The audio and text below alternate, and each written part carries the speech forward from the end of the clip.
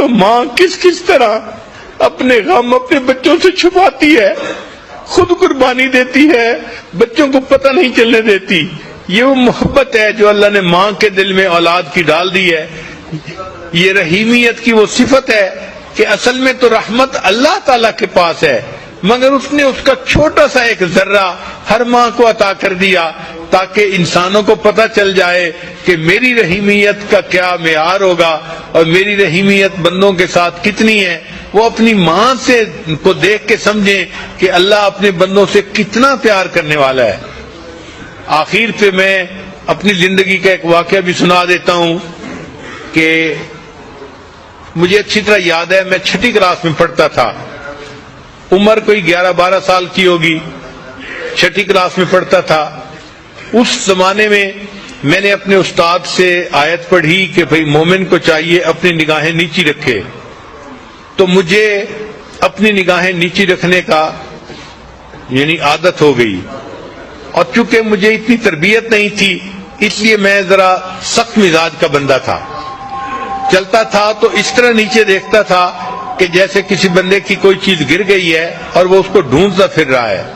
بلکہ میری عمر کے لڑکے ہنستے بھی تھے، باتیں بھی کرتے تھے، مگر میں ان کی کوئی پرواہ نہیں کرتا تھا کہ بھئی جب شریعت نے کہا ہے کہ نیچے دیکھ کے چلو تو نیچے دیکھنا چاہیے. اب اس نیچے دیکھنے میں مجھے یہ بھی نہیں پتہ چلتا تھا کہ میرے قریب سے کون گزرا ہے، کوئی چھوٹا گزرا ہے، بڑا گزرا ہے، مرد گزرا ہے یا عورت گزری ہے. اب اس میں یہ ہوتا کہ کبھی کبھی محلے کی چند آنٹیاں جو میری والدہ کی دوست تھیں وہ کبھی کبھی قریب سے گزرتی تو مجھے پتہ بھی نہ چلتا کہ وہ قریب سے گزری ہیں یا نہیں. تو وہ میری والدہ کو شکایت لگایا کرتی تھیں کہ آپ کا بیٹا تو ہمیں سلام بھی نہیں کرتا. چنانچہ ایک دن میں بیٹھا کتاب پڑھ رہا تھا کہ ایک آنٹی والدہ کے پاس آئی اور اس نے آ کے یہی کہا کہ آپ کا بیٹا تو مجھے سلام بھی نہیں کرتا. تو والدہ نے مجھے بلایا. امی اس وقت روٹیاں بنا رہی تھی اور امی مجھے کہنے لگی کہ بیٹا تم اپنی آنٹی کو سلام بھی نہیں کرتے، تم اتنے زیادہ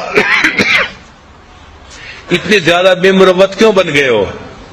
اب میں نے غصے کا اظہار کیا، امی مجھے کیا پتا، آپ اس آنٹی سے یہ پوچھیں کیا میں نے اس کی طرف دیکھا تھا اوپر آنکھ اٹھا کے. تو آنٹی نے فوراً کہا کہ نہیں اس نے اوپر تو نہیں دیکھا تھا. میں نے کہا جب میں نے اوپر دیکھا ہی نہیں تو مجھے یہ بھی نہیں پتا کہ میرے قریب سے کوئی مرد گزرا ہے یا عورت گزری ہے، مجھے پتہ ہی نہیں چلتا تھا، میں تو نیچے زمین پہ دیکھتا تھا. تو اس موقع پہ جب آنٹی نے کہہ دیا کہ اس نے اوپر تو نہیں دیکھا تھا تو مجھے غصہ آ گیا، اور غصے میں نے امی کو کہہ دیا امی پتہ نہیں کہاں کہاں سے یہ آنٹیاں اٹھ کے آ جاتی ہیں، آپ کو شکایت لگاتی ہیں اور آپ مجھے ہی ڈانٹنا شروع کر دیتی ہیں. جب یہ بات کی تو چونکہ بچہ تھا، یہ بات کرتے ہوئے میری آنکھوں میں آنسو آ گئے کہ امی آپ مجھے ہی ڈانٹتی رہتی ہیں. اب والدہ نے دیکھ لیا کہ میری آنکھوں میں آنسو ہیں اور میں غصے میں وہاں سے سیدھا اپنے کمرے میں آیا اور کمرے میں بیڈ پڑا ہوا تھا اور بیڈ کے اوپر آ کے لیٹ گیا.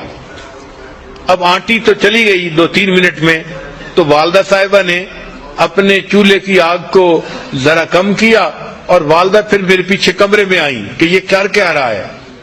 اب جب وہ کمرے میں آئی تو مجھے اندازہ تو ہو گیا کہ امی آ رہی ہیں. تو میں لیٹا ہوا تھا آنکھیں بند کر کے، میں اسی طرح لیٹا رہا جیسے میں گہری نیند سویا ہوا ہوں. امی کمرے میں داخل ہوئی اور امی مجھے دعائیں دے رہی تھی، بیٹا اللہ تجھے نیک بنائے، اللہ تجھے بخت لگائے، یہ امی کے الفاظ تھے. اور امی کو اصل میں فکر یہ تھی کہ یہ رویا تھا اور اب کر کیا رہا ہے.